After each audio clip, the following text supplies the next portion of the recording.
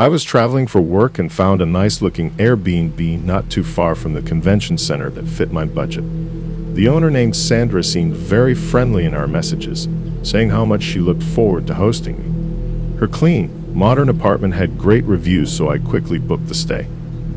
When I arrived that Monday, Sandra greeted me warmly and showed me around. She mentioned a few times how happy she was to have company, since she was newly divorced and living alone. I didn't think much of it, assuming she was just being friendly. After the quick tour, she gave me the keys and left me to get settled. The first couple nights of my stay were completely uneventful, which I welcomed. But I started to notice that Sandra seemed to always be home in the apartment whenever I was there.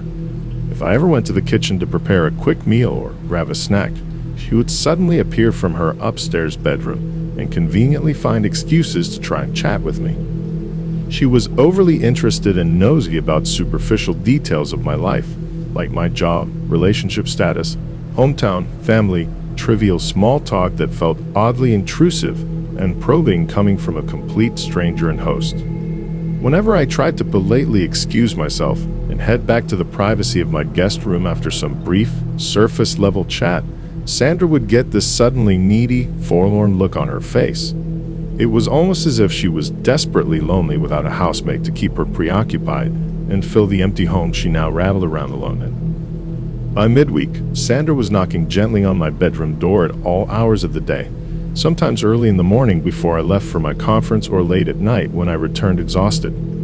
Each time she would suggest something like sharing one of the complimentary bottles of wine she had stocked or spending hours binge-watching movies together in her living room. When I made up polite excuses about needing rest or having early conference sessions, her mood would quickly switch to oddly pushy and guilt-trippy. She would insistently prod about how much it would mean to her to have a friend and some human companionship in her home, playing on my sympathies by lamenting how painfully empty and alone she felt. Her rapid boundary crossing and transparent neediness made me increasingly uncomfortable, but I knew I only had to endure a few more days before I would check out and could leave this awkward living situation behind me for good. I started politely avoiding her as much as possible and planning my exit strategy for the upcoming weekend, looking forward to the relief of an impersonal hotel room on my next work trip. But then one night around 9 p.m., after I had holed up in my room for the entire evening, Sandra suddenly knocked very firmly and loudly on my bedroom door, jiggling the locked handle. She insisted in an irritated tone that I come out immediately to join her downstairs for the elaborate dinner she had cooked and a bottle of expensive reserve wine she had been saving. Exhausted after a long conference day, I politely declined through the closed door, explaining I was too tired, had already eaten a quick snack, and needed to prepare for tomorrow's sessions. Suddenly, I heard Sandra's voice turn abrupt and stern as she threatened to kick me out of the apartment immediately, even late at night, unless I came down at that very moment. Caught off guard by her rapid shift to aggression, I nervously joined her downstairs, hoping to avoid any disastrous confrontation. After that uncomfortable night, I avoided her as much as possible. She would wait by my door some mornings or leave little gifts and notes expressing her sadness I was leaving soon. I couldn't shake my instinct something was very off with this woman. My last day there, while I was at work, she entered my room and left a long letter confessing her affection for me. She wrote that she hoped I would change my mind and not leave her so lonely. I was thoroughly creeped out and couldn't get out of there fast enough. I immediately contacted Airbnb support once I was safely back home. They apologized for my experience and said Sandra had been banned from hosting going forward. I was still disturbed that she knew my address though and kept checking the locks at night. A few weeks later, I was relieved to see Sandra's apartment listing had been removed. Her aggressive advances made me look at Airbnb differently going forward though. You truly never know what someone's motivations are for hosting or how far they'll go once you're staying under their roof. I stick to only booking places with multiple outstanding reviews now. And if I get any odd vibes from a host, I won't hesitate to find other accommodations. Better to lose some money than ignore warning signs. We have to remember hosts are opening their home to complete strangers too. Some may seem warm at first but turn out to have much darker intentions. Trusting one's gut could mean the difference between an awkward trip and something far more sinister.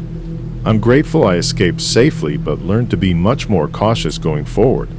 You can't put a price on peace of mind when it comes to where you lay your head at night.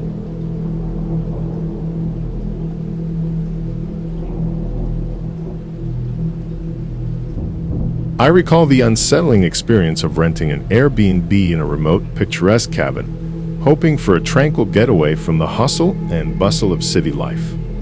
Little did I know that my desire for solitude would lead me down a dark and eerie path. The Airbnb listing had all the makings of an idyllic escape. A charming, rustic cabin nestled deep within the woods, far removed from the chaos of urban living. The host, who went by the name of Greg, had a profile picture depicting a friendly-looking man with an inviting smile. Everything seemed above board, so I eagerly booked my stay. Upon arrival, the enchanting beauty of the surrounding forest took my breath away. It was like stepping into a postcard with towering trees, their leaves rustling in the wind, and an eerie, almost otherworldly silence that hung in the air. The cabin itself exuded coziness, complete with a crackling fireplace and a plush, inviting bed. However, from the very beginning, there was something distinctly unsettling about Greg. Shortly after settling in, I received a message from him. Initially, the messages were innocent, mere pleasantries and well wishes for my stay. As time passed, though, Greg's communication grew increasingly unnerving. He began inquiring about my evening plans, insisting that he should come over and provide company. I tried to politely decline, explaining that I had embarked on this journey to seek solitude and unwind. However, Greg refused to accept my refusal. He became insistent, asserting that it was his obligation as a host to ensure his guests' comfort. I couldn't help but feel a growing sense of unease, though I dismissed it as mere paranoia. That night, as I sat by the fire, engrossed in a book, I heard a faint knock at the door. My heart skipped a beat and I approached cautiously, glancing through the peephole. To my dismay, it was Greg, his smile as unsettling in person as it had been in his profile picture. I hesitated but eventually cracked the door open slightly, aiming to communicate my desire for solitude. However, Greg seemed oblivious to my hints. He forced his way inside, taking a seat across from me without invitation. His incessant chatter filled the room, yet it revolved around everything but the one thing I longed for: silence. An ominous feeling began to gnaw at me, growing with every passing moment. As the night wore on, Greg's behavior turned increasingly aggressive. He started making demands, suggesting I cook dinner for him or share my wine. My resistance only fueled his determination, and he threatened to evict me from the cabin, citing his authority as the host. Panic set in, and I began to grasp the gravity of the situation. In a desperate attempt to avoid confrontation, I reluctantly agreed to share a meal. However, as I prepared dinner, I couldn't shake the sensation of being watched. I cast nervous glances over my shoulder, half expecting to see Greg lurking in the shadows. What was once my sanctuary now felt like a prison. As we sat down to eat, Greg's behavior took an even darker turn. He began to ask intrusive questions about my personal life, delving into my past and prying into my reasons for choosing this remote retreat. His questions felt invasive, as though he were trying to pierce the depths of my soul, sending shivers down my spine. With every passing minute, Greg's presence grew more oppressive. He insisted on staying the night, claiming it was for my safety. He vowed to protect me from the alleged dangers lurking in the woods, but it was evident that the true threat sat across from me. I knew I had to escape, but I couldn't reveal my intentions to Greg. Pretending exhaustion, I excused myself and retreated to the bedroom, locking the door behind me. My frantic search for my phone began, hoping to call for help, but the signal was weak and unreliable in the depths of the wilderness. Hours passed, and I could hear Greg pacing outside the bedroom door. He muttered unsettling phrases, although I couldn't make out everything he said. What I did hear sent chills down my spine, however. I could only hope that the sinister words he was repeating were my imagination. Terrified and out of options, I summoned the courage to unlock the window and slip out, leaving all my possessions behind. I stumbled through the woods in the pitch-black night, guided solely by the faint moonlight and the distant chirping of crickets. It took hours, but I eventually reached a nearby road and flagged down a passing car. I shared my harrowing ordeal with the kind strangers who came to my aid and called the police. Despite their search of the cabin, Greg was nowhere to be found. It was as if he'd vanished into thin air. To this day, the haunting memories of that night in the cabin linger in my mind. I remain uncertain of Greg's true intentions, and I'm not sure I ever want to know. However, one thing is certain, I will never again book an Airbnb in such a remote location, and I will always trust my instincts, no matter how charming a host may appear. So if you ever come across a cabin deep in the woods on Airbnb, exercise caution, my friend. Sometimes the most picturesque places hide the darkest secrets.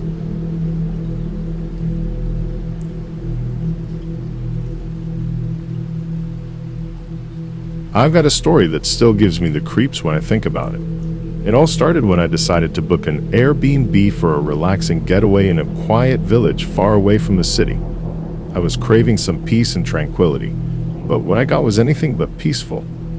The Airbnb listing had all the makings of a serene retreat, a charming cottage nestled in a picturesque village surrounded by lush greenery. The photos showed a quaint little house with a cozy fireplace and a garden straight out of a fairy tale. The host, a friendly-looking woman named Sarah, had glowing reviews that assured me I was in for a treat. Arriving at the village, I was enchanted by its old-world charm. The cobblestone streets, the thatched roof cottages, and the friendly locals all added to the idyllic atmosphere. I couldn't wait to settle into my Airbnb and soak in the tranquility. The cottage was just as lovely as it appeared in the photos. A warm fireplace greeted me, and the garden outside was a paradise of blooming flowers. But it didn't take long for things to get a little strange. As I was unpacking, I heard the giggles of children outside the cottage. Curious, I peered out the window and saw a group of kids playing nearby. They seemed like typical village children, except for one thing that sent shivers down my spine. They kept asking me if I had seen the floating woman yet. At first, I thought they were playing some local game or sharing a spooky village legend. I brushed it off with a smile, assuming they were just trying to have some fun. But as the days passed, these encounters with the children became more frequent, and their insistence more unsettling. Every time I stepped out of the cottage, there they were, those same children with their eyes wide and filled with a kind of eerie curiosity. They asked me again and again if I had seen the floating woman, as if it were the most normal question in the world. I couldn't help but feel like they were hiding something they weren't telling me. I decided to inquire about this floating woman with Sarah, my Airbnb host, hoping she could shed some light on the matter. When I brought it up, her expression changed and she hesitated before telling me a chilling tale. Sarah explained that the village had a legend about a woman who had lived there centuries ago. She had been accused of witchcraft and was condemned to death by drowning in the nearby river. But as the story went, she had cursed the village with her dying breath, vowing to return one day as a floating woman to seek revenge on those who had wronged her. Now, I'm not one to believe in ghost stories, but there was something about the way Sarah told the tale that made my skin crawl. She warned me to be cautious and not to engage with the children when they talked about the floating woman. But avoiding the children became increasingly difficult. It seemed like they were always there, lurking around the cottage, their eyes following me wherever I went. They'd whisper among themselves and point in my direction, sending shivers down my spine. One evening, as I sat by the fireplace, there was a soft knock at the door. I opened it to find one of the children, a girl with long, dark hair and a solemn expression. She looked up at me and asked in a hushed voice if I had seen the floating woman yet. I felt a chill in the air, and the room seemed to grow colder. I quickly shut the door, my heart pounding. I couldn't shake the feeling that something wasn't right in this village, that there was more to this legend than met the eye. The children's eerie fixation on the floating woman had me on edge, and I began to wonder if there was some hidden truth to the story. As the days went by, my unease grew. I tried to enjoy my time in the village, exploring its charming streets and picturesque surroundings, but the constant presence of the children and their unsettling questions cast a shadow over everything. I couldn't escape the feeling that I was being watched, that someone or something was lurking in the shadows. On my last night in the cottage, I heard the faint sound of laughter outside the window. I cautiously peered outside and saw the children gathered by the garden, their faces pale in the moonlight. They were chanting something, their voices rising in an eerie chorus. I couldn't make out the words, but it sent a shiver down my spine. It was as if the legend of the floating woman had taken on a life of its own, and the children were invoking something beyond their control. I didn't want to stick around to find out what happened next. The next morning, I packed my bags and left the village behind, feeling a profound sense of relief as I drove away. The memory of those strange encounters with the children and their unsettling obsession with the floating woman still haunts me to this day. I may never know the truth behind the village legend, but one thing's for sure. I won't be booking an Airbnb in a remote village anytime soon. Sometimes, even the most picturesque places can hide the darkest secrets. And even if this was some fairy tale to keep newcomers away from this village, some legends are best left undisturbed.